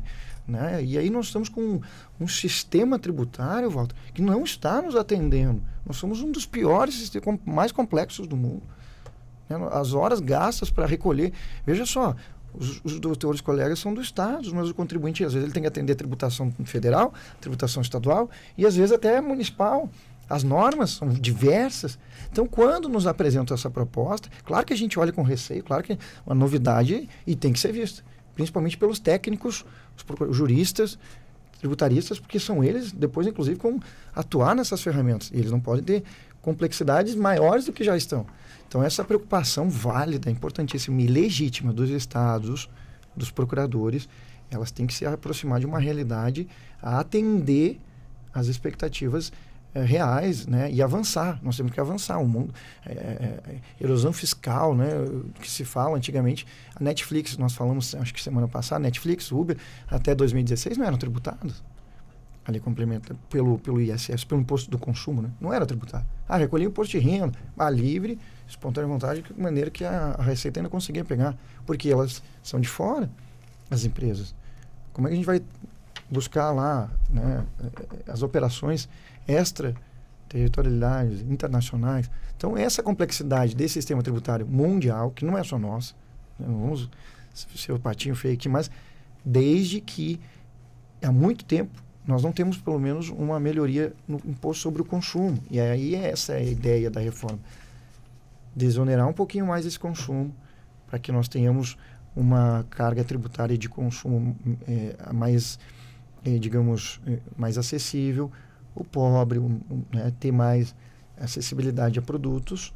E agora vai vir a segunda parte da reforma, que eu acho que vem na renda agora. E aí chegar na renda. E também a própria propriedade. Então eu vejo, assim, prestando boa fé, claro que nunca deixando de lado, que nem eu falei, e a realidade do que é hoje ou do que pode virar. Deixa. Pois não, doutor, fique à vontade. 2 pontos aqui doutor que Ulisses. A fala do Dr. Wesley me desperta. Uma reflexão. Eu estava participando na academia, onde o senhor também leciona no tributário. Nós estamos participando de um debate com os especialistas e, inclusive, pessoas que já passaram, inclusive, pelo governo federal, na gestão tributária, né? E acontece o seguinte, é uma pergunta que eu faço a mim mesmo, eu estou falando aqui, pensando alto, tá? Estou pensando um pouco alto aqui. Será que nós precisamos dessa alteração tão drástica na Constituição? Ou será que nós abandonamos, e esse é o problema que vai voltar agora, nós estamos colocando tudo na PEC, né, fazendo um voo panorâmico, e vai ficar a regulamentação. Onde será que a gente poderia ter caminhado? Essa é uma pergunta que eu faço para mim mesmo. Caminhado no campo da legislação infraconstitucional, de melhorarmos as normas gerais de direito tributário e avançarmos pontualmente em alguns setores, porque a grande preocupação que eu estou falando aqui por mim, né, como uma reflexão pessoal, será que este giro é um giro muito profundo, um giro que vai trazer riscos que nós ainda não temos como mensurar? Imaginemos que isso não dê certo. Há o risco, sempre existe o risco de dar certo ou de não dar certo. Como que nós vamos lidar com isso? Então, a grande preocupação que surge é isso. Será que nós estamos tratando um macro, mexendo muito no macro, como se nós tivéssemos mexido no micro e feito ajustes, alterações do processo administrativo tributário, criar uma administração pública mais moderna, com mais autonomia, com mais capacidade decisória, confiar mais no gestor público, né? Então, esse é uma coisa que me incomoda um pouco, de pensar que nós vamos fazer agora, vamos mexer com todo, vamos mudar tudo e vamos ter que fazer agora uma nova regulamentação infraconstitucional. E vamos começar praticamente do nada. Nós não sabemos como isso vai funcionar e a gente vai ter essa discussão. Essa discussão vai ser, me parece, um ponto de extremo conflito. Nós vamos ter muitos conflitos no momento que nós falamos, nós vamos ter IBS, tudo bem, eu já entendi isso, mas no momento como isso vai funcionar, voltando àquela coisa do CPC, né? Como que isso vai funcionar no dia a dia? E é esse funcionamento que me preocupa. Quer ver uma outra coisa interessante, só para puxar aqui? O Supremo tem exercido um papel muito interessante, Walter, e ouvintes, que é esse papel de um terceiro imparcial que entra para fazer a conciliação. Então, veja o que eu estou querendo dizer com isso. Nós vamos ter um conselho federativo onde os membros desse conselho têm que ser iguais, né? Vão ter que ter uma participação igualitária, porque senão nós quebramos a isonomia federativa. E veja só, vamos colocar essas decisões tomadas por maioria, como isso vai funcionar, porque é o seguinte, quando a gente vai para a DI 7164, vai para a DI 7191, 7195, principalmente a DPF 984, que é a questão dos combustíveis, né? Nós vimos o papel aqui no 984, nós tivemos uma conciliação convocada pelo ministro Gilmar Mendes, que foi muito interessante. Mas o que aconteceu? O Supremo entrou nessa conciliação como aquele mecanismo de estabilização, né? Ele dava a última palavra, foi para o plenário do Supremo para homologar o acordo que foi feito. Esse acordo foi feito com um terceiro imparcial que estava ali, garantido, que no final ia ter uma decisão, correto? Agora, no Conselho Federativo, como isso vai funcionar? Qual é a instância que vai exercer esse papel de moderação? E aí nós não temos. E vamos voltar ao quê? Ao Supremo Tribunal Federal. Esse é o problema, Viviane, né, Paola? A nossa preocupação é isso, que vai acabar voltando para o Supremo um papel que o Supremo, de boa vontade, tem exercido e que deveria ser exercido no diálogo dentro de um processo legislativo mais aberto. O que nós estamos percebendo é que será, essa é a pergunta, que estes conflitos vão desaparecer após a PEC? Ou será que estamos abrindo uma caixinha de Pandora que pode gerar, inclusive, mais discussões e voltamos ao Supremo? Então, eu não sei se esse círculo que nós estamos criando, não voltamos ao que está acontecendo na DPF 984, que era o conflito da União com os estados e tudo. E um ponto, né, Ulisses? Doutora Viviane. Você bem mencionou a DPF 984 e a DIN 7191, leis novas também. São duas leis absolutamente recentes, a 192 de 2022 e a 194 de 2022. Leis de matéria tributária, ou seja, foram gestadas, aprovadas no Congresso Nacional. Parte do que ali foi colocado naquela legislação, né, nova, essas leis complementares, é resultado de reflexões anteriores do Supremo, no tema de repercussão geral 745, que falava da essencialidade do ICMS da energia elétrica, do telecom. Então, assim, alguns conceitos jurídicos gestados no âmbito do Supremo Tribunal Federal em repercussão geral, com a participação dos entes federados todos, né, esses conceitos ali já foram aproveitados no Congresso Nacional para a edição dessas leis complementares, a 192, a 194. Não obstante isso, tão logo elas estavam em vigor, os conflitos imediatamente surgiram, e são novos, tão novos quanto as leis, e vieram a ADPF 984, a ADIM 7191, a ADIM 7164, a ADIM 7195, mas a ADPF 984 e a ADIM 7191, que ficaram sob a relatoria do ministro Gilmar. E o ministro Gilmar, com toda a experiência que já teve, bem lembrou aqui o Ulisses, a ADO 25, que foi uma ação direta de inconstitucionalidade por omissão ajuizada pelo Estado do Pará, anos atrás, a respeito das perdas do ICMS desonerado, da Lei Candir. E ali, no âmbito da ADO 25, os estados foram se habilitando, como amicus curiae, houve uma atuação federativa muito intensa nesse processo. O Supremo Tribunal Federal reconheceu a inconstitucionalidade por omissão do Congresso Nacional, faltando realmente legislação a respeito do assunto, fixou prazo para que o Congresso Nacional legislasse a respeito do assunto. O prazo passou e, no âmbito do Supremo, veio uma conciliação federativa, um concerto federativo entre União e Estados, apurando as perdas desses estados, uma verdadeira mediação conduzida pelo ministro Gilmar, anos atrás, que foi depois homologada no âmbito do Supremo, mas, e aí veja, a convivência harmônica dos poderes. Homologou aqui, e então agora o papel é levar isso aqui para o Congresso Nacional, para que venha a legislação. Nós estamos aqui juntos, dando um entendimento orientado. Essa mesma tentativa está sendo colocada em prática agora com essas duas ações, a ADPF 984 e a ADIM 7191, que tratam do ICMS combustível. Ali nós estamos discutindo as alíquotas, a essencialidade, se a alíquota é a DIRREM ou se é ad valorem, uma série, monofasia, uma série de conceitos, uma série de debates em torno do ICMS dos combustíveis, sob a mediação do Supremo. União e Estados participando juntos, tem representação dos municípios, a CNM tem participado de todos os debates também, então, ou seja, também, como bem disse o Dr. Wesley, a participação dos municípios nessas receitas é sempre bem lembrada em todas as reuniões, várias reuniões foram realizadas, 2 acordos já foram, já saíram desse processo de conciliação, e homologados pelo plenário e sempre no mesmo sentido. Eles são um indicativo para que aquilo se transforme num projeto de lei e venha a ser legislado no Congresso Nacional.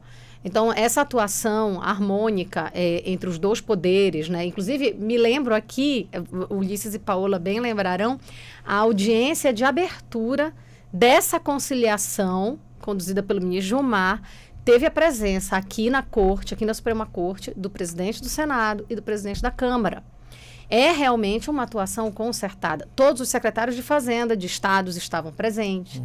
Então, é realmente uma grande oitiva de pontos de vista, de opinião, de arrecadação, de levantamento de valores, para realmente chegar a uma solução concertada. O Ulisses bem lembrou dessa atuação de mediação muito intensa, conduzida pelo ministro Gilmar, nesses 2 momentos aqui que a gente tem em mente e que foram muito bem sucedidas. Então, realmente, fica a pergunta, teremos no futuro mais momentos de mediação? A senhora tem a resposta, doutora Paola? Bom, é uma resposta bem complexa, mas do ponto de vista, vamos dizer assim, da futurologia, eu não tenho dúvidas que isso vai acontecer. Eu não tenho dúvida que isso é certo. A gente, muitas vezes, não tem uma resposta assim, mas o meu pensamento é que isto vai acontecer.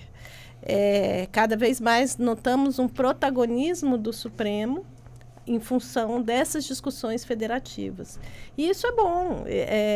A gente está precisando de um órgão que exerça esse papel. Mediação. Essa mediação. Eu tenho aqui o exemplo, o ministro Barroso também foi, na época que eu era ainda procuradora-geral, nós tivemos uma discussão grande com a União sobre a questão da compensação dos regimes de previdência, que é outro debate, né? Também muito grande. Aí tem o lado da receita e tem o lado da despesa também. Então, vamos fazer essa compensação das despesas, então, de regimes previdenciários. E o ministro Barroso, ele intermediou um acordo, né? Bom, ele deu uma decisão que possibilitou a gente fazer o cumprimento, né, dessa decisão via acordo na Câmara de Conciliação com a AGU. Então, a Advocacia Geral da União, ela tem um papel também muito relevante nesse momento. E ela está indo nessa direção. Tanto a PGFN como a AGU, a gente percebe que eles estão impulsionando a sua atuação cada vez mais por uma Câmara de Conciliação. No Distrito Federal, a gente também fez um grande projeto de desjudicialização da execução fiscal, porque a execução fiscal é um mundo, assim, você tem os processos judiciais de um lado e de outro você tem a execução fiscal, que é maior do que o processo judicial.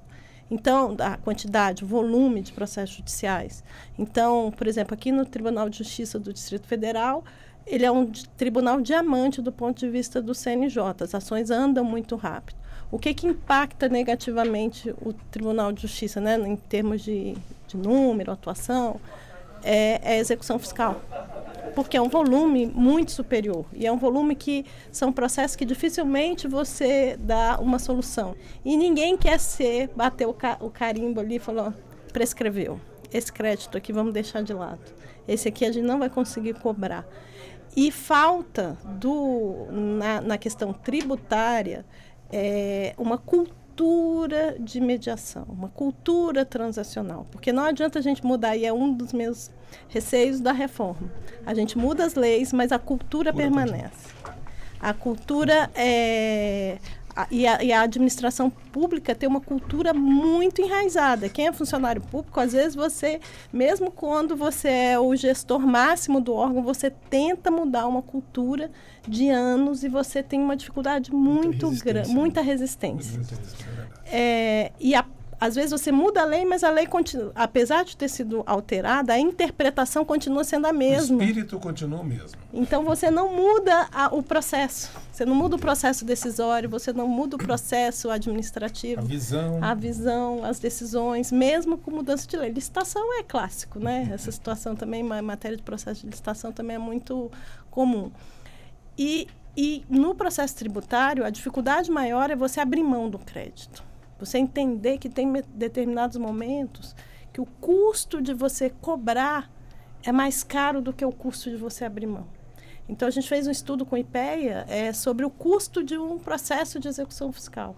E não analisando só o custo do ponto de vista do poder público ali, do governo estadual, mas também o custo de vida, o custo do processo no judiciário. Quanto custa você caminhar com o processo no âmbito do Poder Judiciário? Uma execução fiscal simples. Chegamos à conclusão lá em 2015 que isso custava R$8 mil. Então, não havia menor sentido judicializarmos uma dívida abaixo de R$5 mil, porque a gente ia gastar mais para cobrar. Então, a gente trabalhou com meios de cobrança administrativas, ou seja, protestos, tudo que os bancos sabem fazer muito bem. Para judicializar uma situação, uma cobrança, os bancos passam por vários processos antes disso. Doutora Paula, se me permite, isso gerou inúmeras controvérsias. Lembra? Inúmeras controvérsias. E aí, quer dizer, você está tentando resolver um problema e aí aquilo já gera uma outra conversa do outro lado. Se é possível, se era possível. Reclamaram muito da questão do protesto. Estava com cobrança política, forma de cobrança política do crédito público, que não fugia, Walter, do comum, né? Isso aí processo administrativo, depois vai para o fiscal, o judicial, né? Execução fiscal. E aí busca-se, na verdade, fazendo meios extrajudiciais de cobrança do crédito. Isso. Então, essa cobrança é o que gera daí protesto do outro lado, de tributaristas até mais conservadores e contribuintes, obviamente, não querem sofrer essa... Por isso que eu acho que faltou uma palavrinha lá na reforma tributária de mediação, intermediação, uma câmara de conciliação. Falta isso, e é uma crítica para a reforma. É porque toda vez que você mexe num sistema, principalmente com processos que a gente chama de disruptivo, que você vai romper essa cultura. Então, a Netflix, ela veio com um processo disruptivo. Não é mais o Uber, não é mais aquela forma que a gente, né, costumava ver. Então, você precisa de adaptações do sistema jurídico, adaptações do sistema da administração, para você conseguir ter novas visões e conviver com aquela forma. E eu acho que a reforma tributária, ela pode ser, se a gente tiver sabedoria, né, uma grande vitória desse tipo de processo disruptivo. Vamos começar algo novo. O que a gente fica com muito receio é que da forma como está sendo feita, ela é um salto no escuro. A gente não sabe como ela vai funcionar na prática. Você primeiro aprova o sistema geral e depois você vai para os detalhes. Só que tem um ditado, né? Nos detalhes. É ali que mora o perigo. É ali que está. Então, e quando a gente fala de direito tributário, os detalhes, a vírgula, pode gerar um contencioso de anos. Tanto para o contribuinte quanto para o Estado. Uma vírgula. Então, essa atuação dos estados, e foi um momento que eu acho que foi um momento disruptivo que a Câmara Técnica proporcionou, que foi essa atuação em bloco, essa atuação como um grupo de interesses legítimos que vem fazer a sua defesa no Supremo, que vai ser ouvido. E isso gerou, tanto da ponto do Supremo como do ponto dos outros, né, atores aí, a União, os municípios, também essa movimentação para nos enxergarmos como um grupo sólido e que, vamos dizer assim, tem uma força de pressão maior, né? Deixa eu levantar aqui um assunto, começando com o senhor, doutor Wesley. Quer dizer, como foi dito aqui na abertura, né, há quase 30 anos estivemos esperando, portanto, aí pela reforma. Quer dizer, uma pergunta de leigo, né? Só para provocar, com toda certeza. Quer dizer, tivemos outras questões relacionadas a leis de alcance de todo o Estado, em que a sociedade, de alguma forma, ela preparou antes um esboço, uma proposta, que foi apresentada ao Congresso Nacional, facilitando ou, de certa forma, também já colocando uma luz naquilo que a sociedade, de alguma forma, enxergava, para que o Congresso arrematasse, portanto, ali aquela proposta. O que isso não foi feito com a nossa reforma tributária, quando já é muito bem colocado de que existem pontos dessa reforma que não vão escapar, portanto, aí de uma judicialização. Quer dizer, vamos fazê-la, mas não vai valer por enquanto, né? Ou seja, caberia, né, nesse contexto, a sociedade apresentar uma proposta com as partes que têm expertise, portanto, no assunto, e que o Congresso debruçasse ali e já com muita luz em cima, pudesse apenas ali arrematar, ou enfim, caberia ou não? Sendo bem prático, objetivo, caber sempre cabe, mas é muito difícil você apresentar uma proposta da magnitude. Mas em 30 anos... Não teve iniciativas populares, né? Principalmente dos setores das atividades de produção do Brasil, né? CNI, CNC, Confederação de Indústria e Comércio, tiveram as propostas sendo apresentadas ao longo dos 30 anos.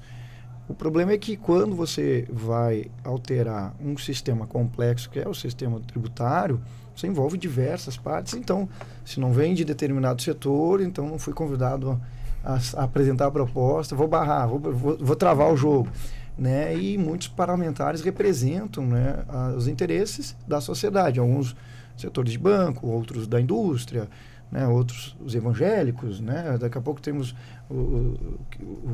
diversos setores, comércio. Bem plural. É bem plural. O nosso Congresso ele é muito plural. São muitos partidos, são muitos interesses. Então, para apresentar uma proposta dessa, como foi, por exemplo, com a PEC 45, surgiu Centro de Cidadania Fiscal, que está em São Paulo.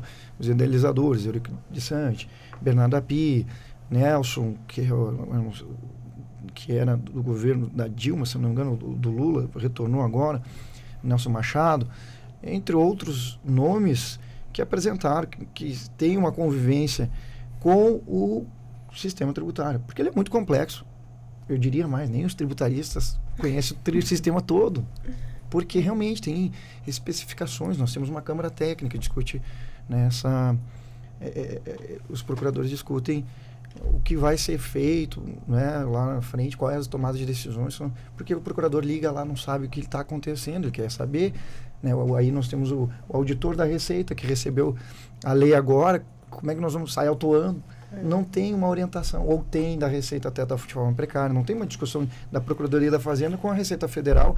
Existem algumas, inclusive, iniciativas que não tem o diálogo. Então, a administração pública também tem que fazer uma reflexão, né, de como diminuir um pouquinho também até esses conflitos internos, interesses internos, para poder chegar num consenso, porque realmente quem sofre é o contribuinte. Nós brincávamos quando trabalhávamos na Confederação Nacional de Municípios, que passávamos, né, no Brasil todo explicando que o contribuinte chegava lá no setor e ia pedir, preciso de uma CND.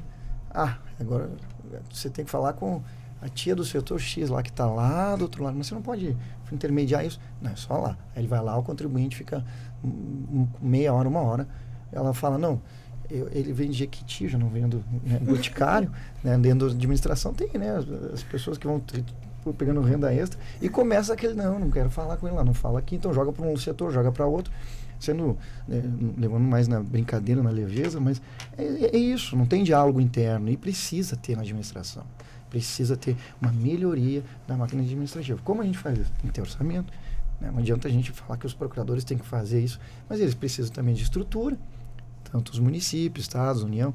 Então, a reforma, no meu ponto de vista, é um momento ímpar dessas discussões.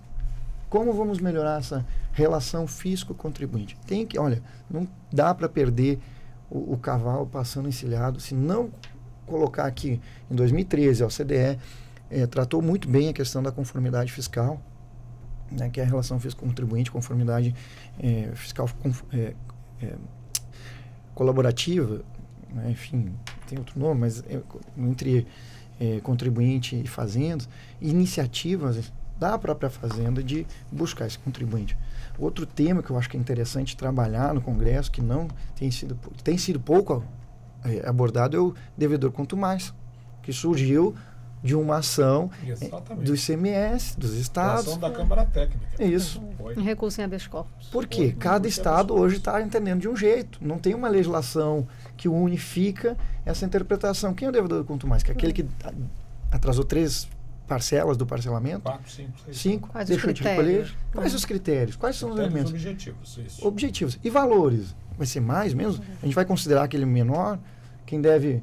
Né, quem roubou menos, menos, brincadeira, mas a parte, sonegou, né, quem sonegou menos ou não, quem não sonegou, quem é de boa fé não conseguiu recolher, mas está devendo ao fisco, isso acontece. Isso. Então, houve uma quebra da economia, né? E aí, por exemplo, na pandemia. Como que nós modulamos isso? Eu acho que os procuradores, eles estão assim, incomodados com esse tipo de situação, porque, no meu ponto de vista, não há essa discussão na reforma. E aí que vem, a gente está discutindo isso. É o que, no final, vai dar um impacto. E vai dar um impacto grande em demandas maiores, aumento de litígios ou não.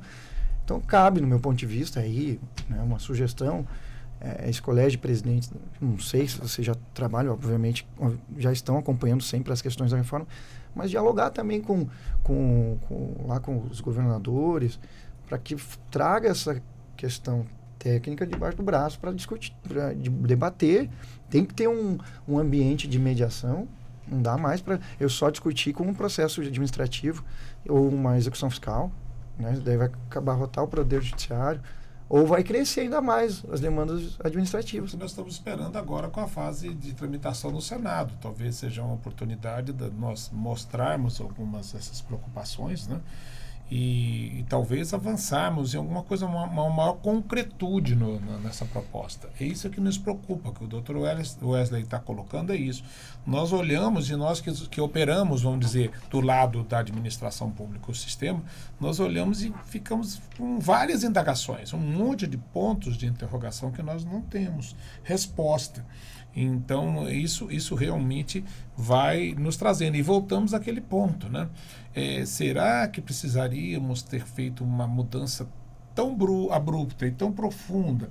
E agora, será que nós não estamos fazendo uma coisa, um movimento contrário, de mexermos pontualmente e aprimorarmos a legislação, as normas gerais de direito tributário, para ver se a gente consegue, porque nós já temos um macrosistema tributário que está aí, ele tem vários problemas, muitos problemas, mas os problemas talvez não estejam na normatização, esteja na cultura, esteja no modo de funcionar, no modo de entender o papel do Estado dentro desse processo. Então, isso é uma questão muito importante. E uma coisa que nos preocupa também, Walter, sobre a reforma, é assim, há muita preocupação, há muito um discurso de crescimento econômico. Quem é contra isso? Ninguém. Eu sou a favor. Né? Há muito discurso, alguns, desculpe a palavra que eu vou usar, é um pouco forte, mas alguns slogans. Né? Mas tem um outro lado também do Estado que nos preocupa, que o Estado, a cada dia que passa, ele tem que dar educação de qualidade. Nós temos decisões, inclusive, da Suprema Corte Brasileira, exigindo uma melhoria no sistema penitenciário. Nós temos a questão da saúde, educação, várias demandas que estão ali na concretização de direitos fundamentais que está na mão do Estado. Então, nós temos uma preocupação também com a reforma do aspecto financeiro, não é, doutora Paola? Como é que nós vamos combinar este crescimento econômico, o incentivo à atividade privada, com esse país que é o nosso, de profundas desigualdades sociais e que o Estado tem sido chamado a supri-las, a produzir inclusão social, e tudo isso tem custo.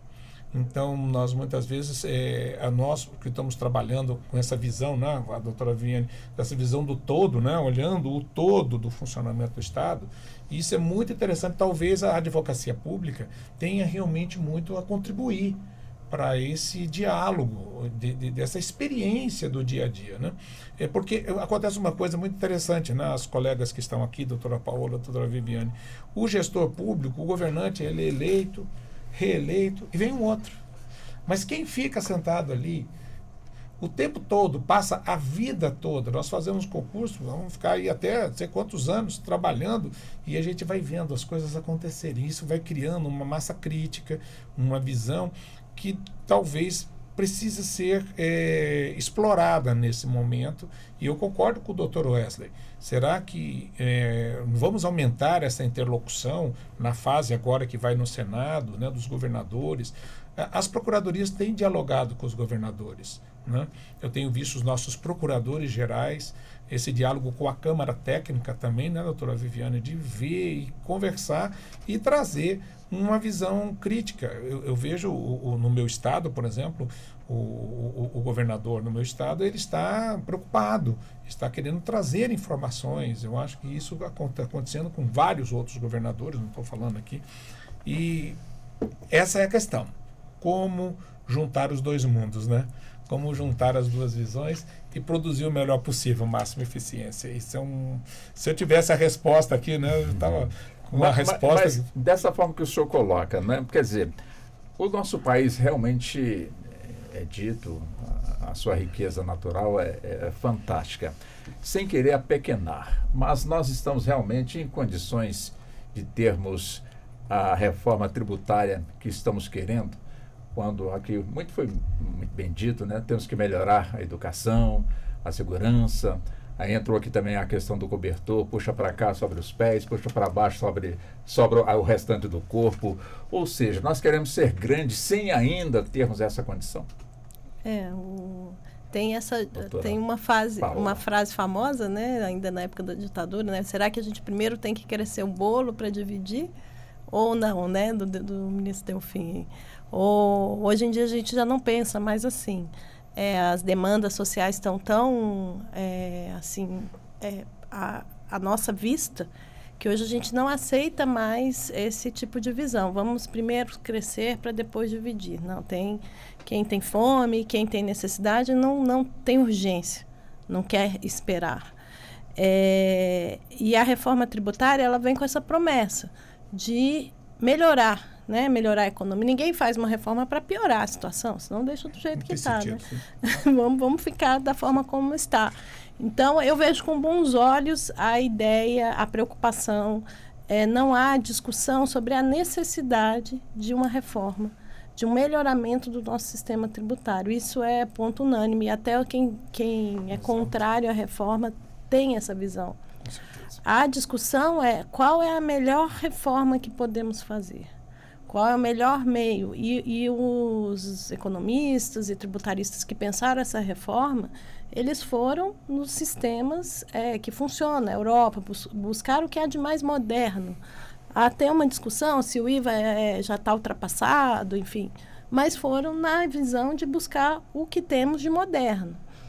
E olharam países, muitas vezes, com realidades um pouco diferentes do ponto de vista federativo, do funcionamento da máquina. Então, nós, no Brasil, optamos por um federalismo descentralizado, com 3 entes. E talvez essa reforma de uniformização conflite com essa ideia, conflite com o espírito de a essência da Constituição. De desigualdade regional, de municípios com realidades diferentes. Então, tudo isso tem que ser sopesado. Além do ponto de vista da receita, tem a questão da despesa.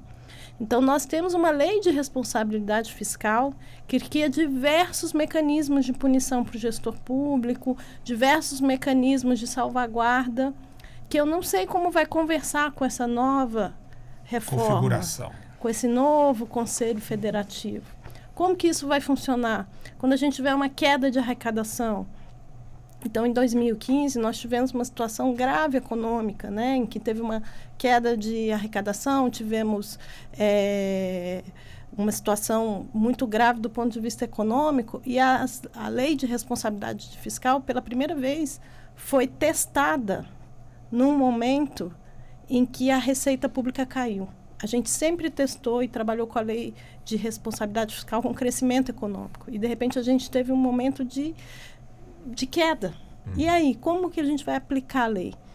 E, nesse momento, o Supremo também foi chamado. Viemos aqui.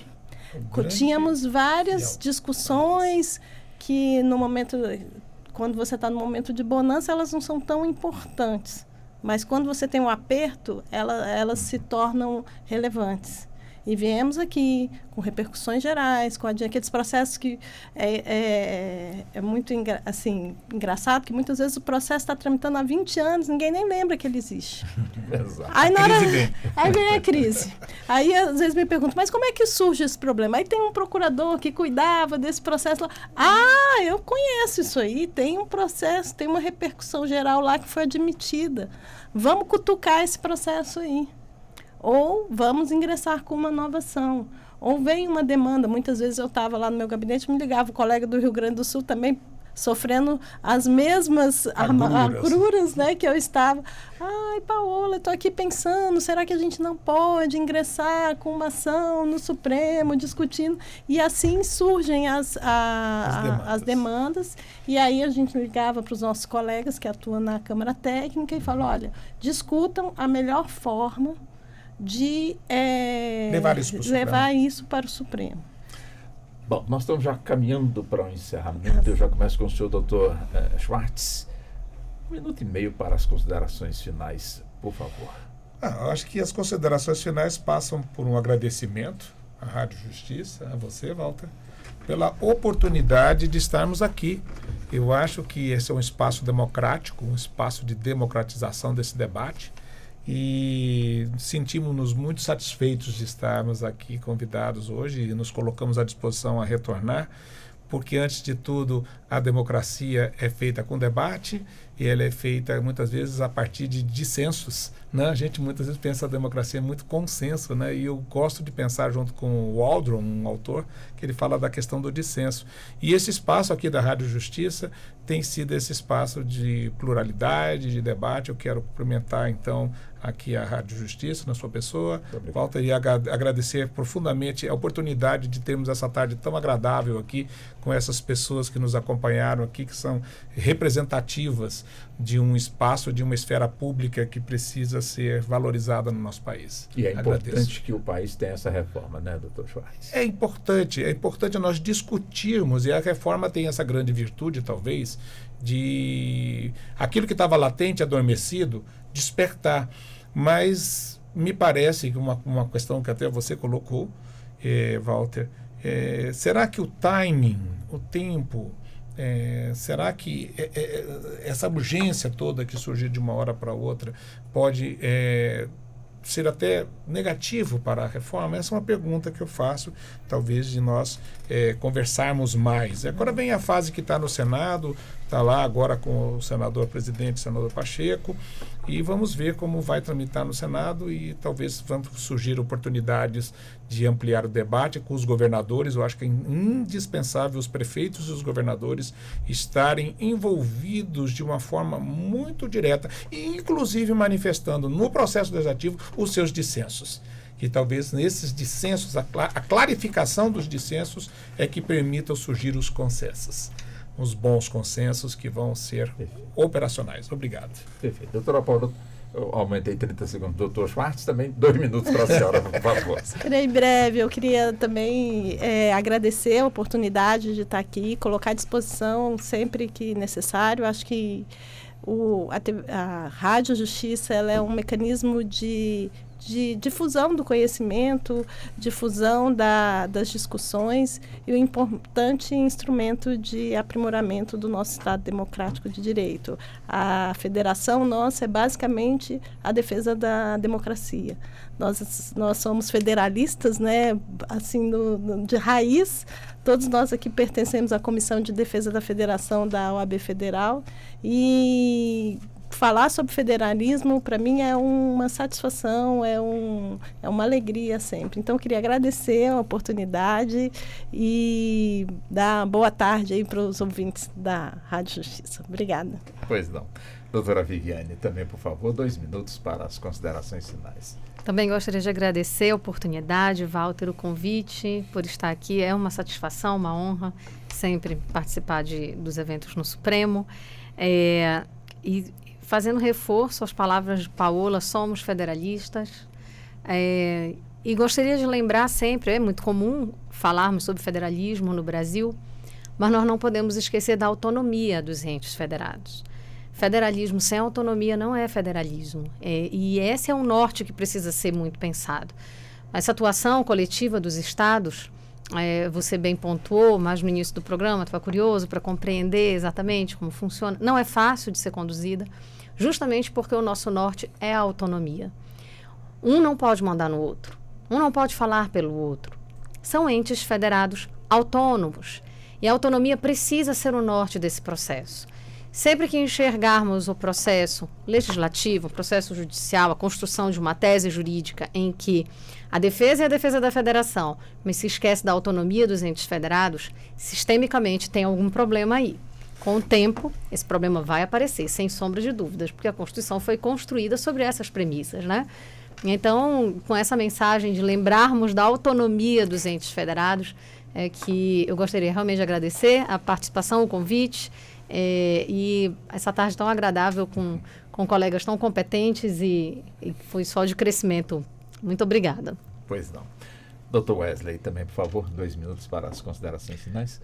Bom, agradecer imensamente estar novamente com vocês aqui, né? Eu já estou batendo ponto aqui.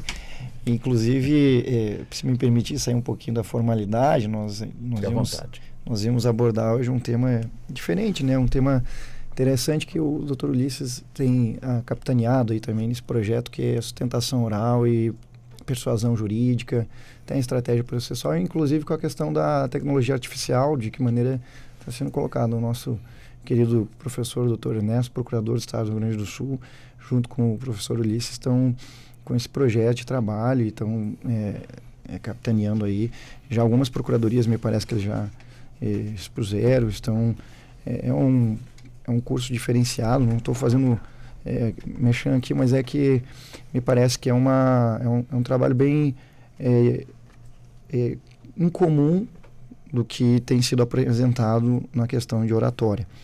E então a gente hoje ele teve que retornar aí para o Estado do Rio Grande do Sul às pressas, uma questão pessoal, mas sabemos que já está comprometido aqui para o próximo uma outra oportunidade, né? Nós falarmos sobre esse tema importantíssimo. Em tema está pautado. Em época de chat LGBT, eu estava lá, eu tenho que fazer um artigo sobre processo administrativo fiscal. E eu estou pesquisando, né, nas inteligências artificiais, vem tudo ali, tudo pronto. Então, quem se destacar de forma diferente, a comunicação vai virar muito mais poderosa do que já é, né? Sempre foi. Mas a comunicação em tempos de inteligência artificial vai ser muito importante. Então, a gente fica aí a nossa sugestão para um próximo programa e continuar falando de reforma tributária, porque acho que é importante depurar ainda mais os temas. Cada momento que nós vemos, nós trouxemos um ponto diferenciado para poder abordar e trazer para o público, né, para as pessoas mais leigas, ou até quem não é da área tributária, né, compreender um pouquinho mais do que vai acontecer no nosso Brasil, o impacto para o empresário, para a sociedade, para o jurista, a tributação para o advogado ou para os profissionais liberais, que vão ter um impacto enorme nas atividades. Essa é uma preocupação legítima, que nós já conversamos semana passada, sobre o impacto, né, do setor de serviços, com todos os profissionais liberais. Me parece que a alíquota vai aumentar consideravelmente, e aí é mais uma disputa aí, no Senado. Então, agradecer a oportunidade, Walter, nós aqui da Comissão da OAB do Distrito Federal da Reforma Tributária, estamos sempre à disposição para fazer os esclarecimentos sobre as questões técnicas complexas do sistema que nos traz sempre um desafio enorme para o ambiente de negócios, para a atuação dos juristas como um todo, e torcendo aqui de forma positiva que sempre o melhor, né? Nós buscamos sempre o melhor, todos, obviamente, mas a minha energia é toda colocada nesse sentido, que o nosso Conselho Federativo possa superar essa problemática de autonomia dos entes federados, né? Porque eu penso que a autonomia federativa, sem autonomia financeira, também é precária. E a União concentra... Pois é. Então, e a União concentra 60% da arrecadação no Brasil. Então vamos ter que voltar ao debate, né? Muita coisa para conversar. Temos muita coisa, né, doutor Ulisses? Doutor Wesley, foi um prazer tê-lo aqui no programa. Muito obrigado ao senhor. Igualmente. Doutora Viviane, também foi um prazer. Muito obrigado à senhora pela gentileza. Doutora Paola, muito obrigado pela gentileza. Doutor Ulisses, até a próxima. Até a próxima. Muito obrigado aos senhores e também às senhoras. E assim chegamos ao fim da edição de hoje do Justiça na Tarde Debate. Programa que estará de volta na próxima sexta-feira. Nosso abraço a você, nosso boa tarde e até lá. A Rádio Justiça apresentou Justiça na Tarde. Secretaria de Comunicação Social, Supremo Tribunal Federal.